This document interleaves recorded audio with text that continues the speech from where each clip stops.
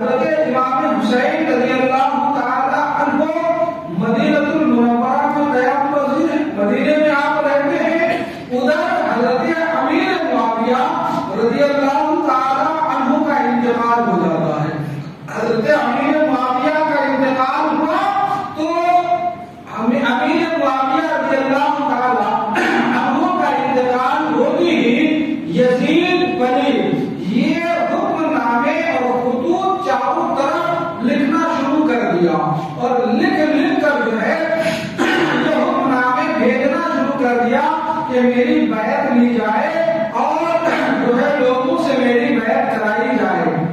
اسی طریقے سے اس نے کچھ حکم نامے مدینہ منورہ میں لکھ کر بھیجا اور اس میں اسپیشلی یہ لکھا کہ حسین ابن علی، عبداللہ ابن زبیر اور عبداللہ ابن عمر، ان تین لوگوں سے جو ہے بیعت فوراً لی جائے اور ان کو لمحے بھر کی بھی مہلت نہ دی جائے.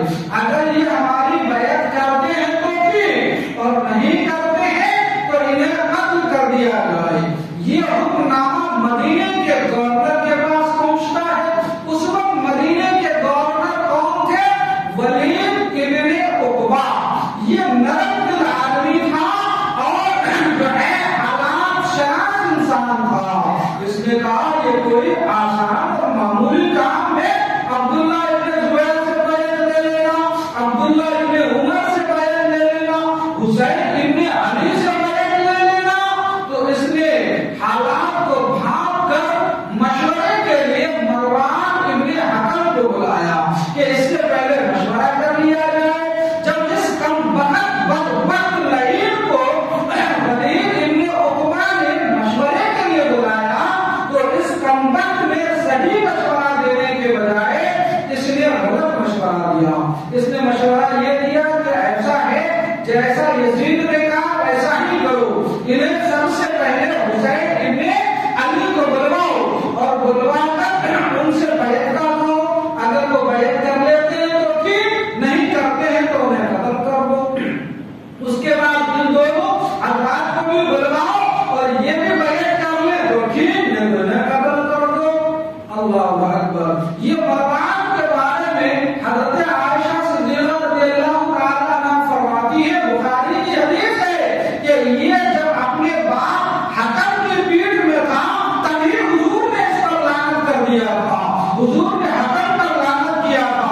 حکم کو مدینہ مکے سے نکال کر طائف میں بسنے کے لیے حضور نے جو ہے شہر سے شہر بدل کر دیا تھا اور اس پر لعنت و ملامت کی تھی. اور حضور علیہ السلام کے پاس یہ مقام جو پیدا ہوا تو لایا گیا کہ حضور اس کی تحریک فرما دیں.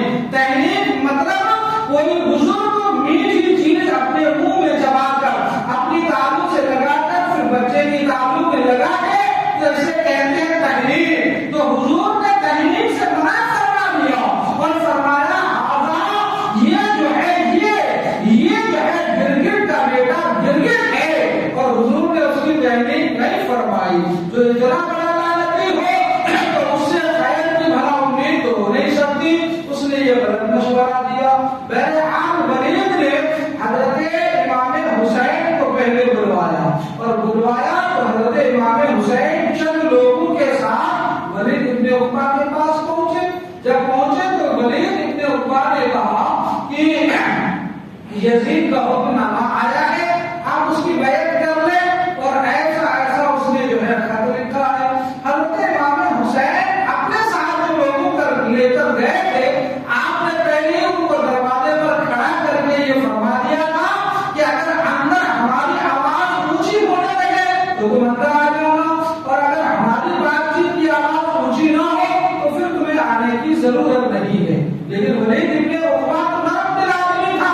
امام حسین سے اس نے کوئی اونچی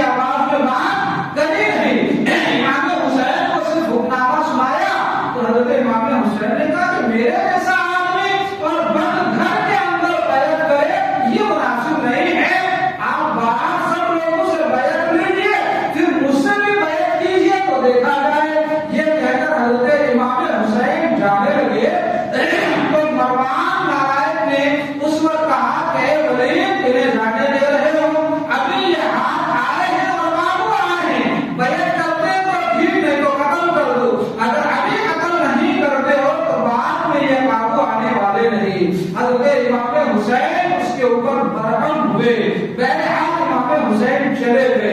پھر جو ہے اسی دن شام کو جب مروان اور دوسرے لوگوں نے ولید ابن عقبہ پر دباؤ ڈالا کہ انہیں بلا کر ان سے بیعت لو، تو شام کو پھر پیغام بھیجا.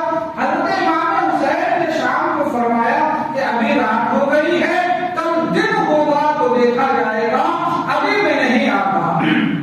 یہ کہہ کر جو ہے آپ نے پیغام واپس کروا دیا. ولید ابن عقبہ نے کہا ٹھیک ہے، کل دن ہوگا تو بات کر لیں گے. اس درمیان رات ہی میں حضرت امام حسین رضی اللہ تعالیٰ عنہ چونکہ حالات کو بھانپ چکے تھے، حضرت امام حسین اپنے خاندان والوں کو جو آپ کے ساتھ تھے گھر والے، ان سے فرمایا کہ تیاری کرو، آج ہی رات ہم نے مدینے سے ہجرت کر کے مدینے چھوڑ کر مدینے پر علیہ السلام کہیں گے مکے کے لیے روانہ ہونا ہے. البتہ رات میں امام حسین اپنے گھر والوں کو لے کر تیاری کرتے ہیں اور یہ چھوٹا سا مقدس قافلہ مدینے چھوڑ کر مکے کے لیے روانہ ہونا چاہتے ہیں. اس سے پہلے علماء لکھتے ہیں اللہ اکبر، یہ لکھنے سے کہنے سے کلیجہ پھٹنے لگتا ہے کہ وہ شہر جسے سب سے زیادہ محبوب اور پیارا تھا، اور حالات کی مجبوری کی بنیاد پر وہی شہر محبوب کو چھوڑ کر جانا پڑ رہا ہے. حضرت سید الشہداء امام حسین جب اپنے نانا مصطفیٰ جان رحمت صلی اللہ علیہ وسلم کے روضے پر حاضر ہوئے ہوں گے، سلام کہے ہوں گے، عرض کیا ہوگا نانا آپ کی امت کے لوگوں نے حالات مجھ پر اتنے تنگ کر دیے کہ آج میں مدینہ چھوڑ کر جا رہا ہوں، آپ کا وہ شہر چھوڑ کر جا رہا ہوں جو آپ کو بھی زیادہ پیارا اور مجھے بھی بہت زیادہ محبوب و پیارا ہے. تو بتاؤ اس وقت امام اعلی مقام امام حسین سید الشہداء کا حال کیا ہوا ہوگا. اور قبر انور میں مزار انور میں حضور علیہ الصلوۃ والتسلیم کے کا جو ہے حال عالم کیا ہوا ہوگا. اگر حضرت امام حسین رضی اللہ تعالی عنہ آخری سلام اپنے نانا کو کرتے ہیں اور اپنے نانا کو آخری سلام کہہ کر اسی رات جو ہے یہ سن 7 ہجری شعبان المعظم کی 4 تاریخ تھی. 4 شعبان المعظم سن 7 ہجری کو اپنے گھر والوں کو لے کر حضرت امام حسین رضی اللہ تعالیٰ عنہ رات کو ہی مکہ المکرمہ روانہ ہو گئے. جب حضرت امام حسین مکہ معظمہ پہنچے اور مکہ والوں کو معلوم ہوا کہ نواز رسول یہاں جلوہ گر ہوئے ہیں، تو لوگ جوڑ در جوڑ، کافلہ در کافلہ ہجوم آگے اور حضرت امام حسین رضی اللہ تعالی عنہ سے مل کے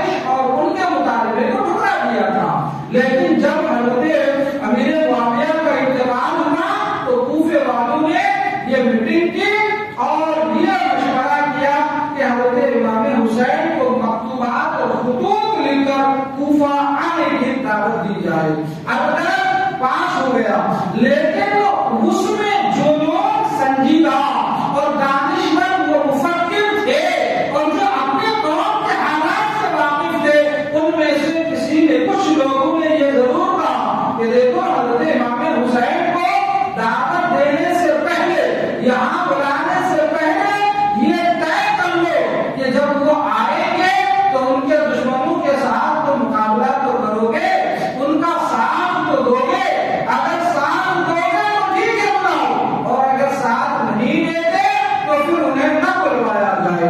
سارے لوگوں نے بیٹھ کہا ہم امام حسین علی مقام کا ساتھ دیں گے اور ان کے دشمنوں کا مقابلہ کریں گے۔ البتہ وہی خط لکھنا شروع ہو گیا، پہلے دو خط لکھ کر امام حسین کو بھیج دیا گیا، پھر اس کے بعد لگاتار خطوط اتنے لکھے گئے 4-5 لوگوں کی دستخط کے ساتھ کہ فرماتے ہیں کہ کچھ ہی دنوں میں حضرت امام حسین کے پاس مکہ معظمہ میں 53 خطوط جو ہے کوفہ والوں کے آ گئے، جس میں سے ہر خط میں یہ لکھا تھا کہ امام عالی مقام، ہمارا اوپر کوئی امام نہیں ہے، آپ تشریف لے آئے اور جو ہے تشریف لے آئے اور ہمارے اوپر کوئی امام نہیں ہے، ہم آپ کے ہاتھ پر بیعت کریں گے۔ یہ خطوط جو حضرت یہ عرضیاں اور یہ خطوط اور یہ مکتوب جب حضرت امام حسین رضی اللہ تعالی عنہ کو کوفہ والوں کی طرف سے ملتے رہے تو حضرت امام حسین رضی اللہ تعالی عنہ نے ایک خط لکھا اور خط لکھ کر حضرت مسلم ابن عقیل رضی اللہ تعالی عنہ کے حوالے کیا، جس میں مضمون یہ تھا کہ تمہارے خطوط سے معلوم ہوتے ہیں کہ تم ہمارے ہاتھ پر بیعت کرنا چاہتے ہو، امام برحق چاہتے ہو، لیکن میں نہیں آ سکتا، میں اپنا معتمد مستند اور اپنا بھائی مسلم ابن عقیل کو بھیجتا ہوں، اگر تمہارے حالات کی سازگاری کا پتہ مسلم ابن عقیل ہمیں دے دیتے ہیں اور مجھے اطمینان ہو جاتا ہے تو پھر بعد میں بھی آ جاؤں گا۔ اللہ اکبر۔ ادھر حضرت مسلم ابن عقیل رضی اللہ تعالی عنہ کو جو ہے انہوں نے اپنا نائب بنا کر کوفہ روانہ کر دیا۔ حضرت مسلم ابن عقیل رضی اللہ تعالی عنہ جب کوفہ پہنچے تو آپ کو تعجب ہوگا کہ کوفہ پہنچ کر مختار ابن عبید کے مکان پر حضرت مسلم ابن عقیل نے قیام فرمایا، اور جب کوفیوں کو پتہ چلا کہ مسلم ابن عقیل حضرت امام حسین کی طرف سے آپ کا نائب بن کر کوفہ تشریف لائے ہیں تو صرف ایک ہفتے میں 12,000 لوگوں نے امام حسین کی حضرت مسلم ابن عقیل کے ہاتھ پر بیعت کیا۔ کتنے؟ 12,000 لوگوں نے۔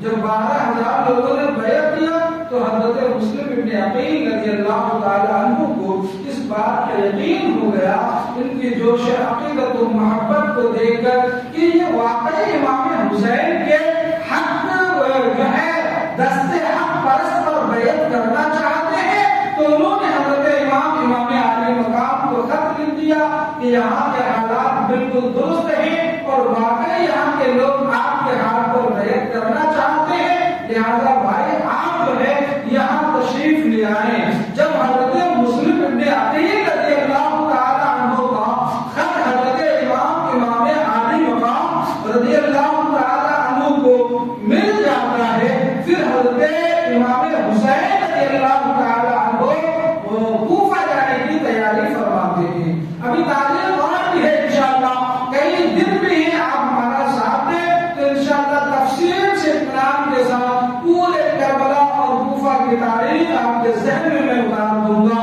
حضرت امام حسین حضرت مفسر قرآن علامہ سید نعیم الدین مرادآبادی علیہ رحمۃ رضوان فرماتے ہیں کہ جب حضرت امام حسین رضی اللہ تعالیٰ عنہ کوفہ جانے کی تیاری کرنے لگے تو سب سے پہلی بات انہوں نے تو کسی کو اپنے ساتھ جانے کی دعوت نہیں دی اور نہ ہی جنگ کی کوئی تیاری کی۔ اگر جنگ کرنے جاتے یا اور صحابہ کو دعوت دیے ہوتے یا کہے ہوتے کہ میں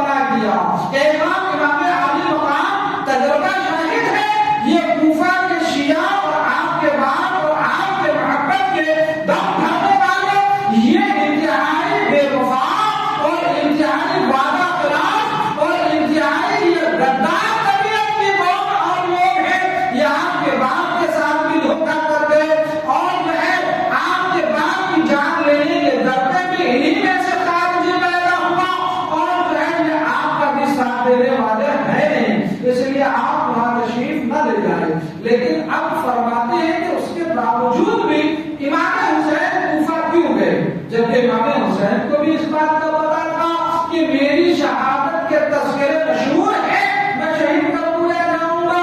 تو فقہی نقطۂ نظر سے باریک بات یہ کہی جاتی ہے کہ صحابہ نے منع کیا اور ادھر کوفیوں کے خطوط امام کے سامنے موجود تھے. اب امام پیچیدگی کے عالم میں اور پیچیدہ حالات میں الجھ گئے. اب اگر صحابہ منع کر رہے ہیں تو صحابہ سے حضرت امام حسین فرما رہے ہیں کہ جو کوفے والوں کے خطوط ہمارے پاس آئے ہیں اور ان میں مضامین یہ ہے کہ ہم امام برحق کے ہاتھ پر بیعت کرنا چاہتے ہیں اور وہ ظالم و جابر ہے، اسلام اور جو ہے دین اور مسلمانوں کے خلاف ہے. اگر میں اس کے باوجود ان کے پاس نہیں جاتا اور وہ ان ظالم کے ہاتھ پھنس جاتے اور قیامت کے دن کل خدا کے سامنے یہ کہے کہ پروردگار عالم ہم نے تو تیرے محبوب کے نواسے کی ہاتھ پر بیعت کرنے کے لیے ہم نے ان کو بلایا تھا لیکن وہ آئے ہی نہیں، اس لیے ہم ظالم کے ہاتھ پھنس گئے، تو پھر میرے پاس جواب کیا ہوگا. اور ادھر صحابہ کرام رضوان اللہ تعالیٰ علیہم اجمعین کے پاس روکنے کا ٹھوس جواز نہیں تھا. کیوں؟ اس لیے کہ اسی سفر میں امام حسین شہید کیے جائیں گے، اس پر کوئی ٹھوس دلیل نہیں تھی. اگرچہ بات مشہور تھی، تذکرے چل رہے تھے، لیکن کوئی دلیل اور کوئی ٹھوس پتا تو نہیں تھا کہ اسی سفر میں آپ شہید کر دیے جائیں گے. یا آپ کے ظاہری حالات سے بھی یہ بات مشہور نہ تھی کہ آپ جنگ کے لیے جا رہے ہیں یا لڑائی کرنے جا رہے ہیں یا جہاد میں جا رہے ہیں. البتہ امام حسین رضی اللہ تعالیٰ عنہ کے لیے حالات کچھ ایسے پیدا ہو گئے کہ حضرت امام حسین رضی اللہ تعالیٰ عنہ کو کوفہ کے لیے روانہ ہو